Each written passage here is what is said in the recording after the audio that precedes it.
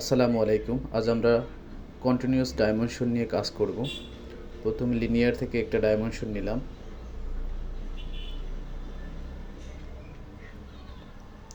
আর একটা ডাইমেনশন নিলাম। এভাবে যদি আমরা বারবার করতে চাই তাহলে আমাদের অনেক সময় সাপেক্ষ ব্যাপার, অনেক কাজে সময় ব্যয় হয়ে যাবে। এই জন্য কন্টিনিউয়াস ডাইমেনশন ইউজ করব।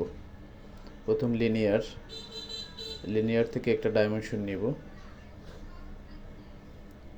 দেন এই ডাইমেনশনটাকে সিলেক্ট করতে হবে, তারপর ডাইমেনশনের উপর ক্লিক করতে হবে, তারপর কমন পোর্ট এরিয়া থেকে কন্টিনিউয়াস দিতে হবে। এখন আবার ডাইমেনশনের উপর ক্লিক করতে হবে, যে ডাইমেনশনে নিয়েছি এটা বেস কর্নার থেকে দ্বিতীয় কর্নার, এভাবে কন্টিনিউ করতে হবে।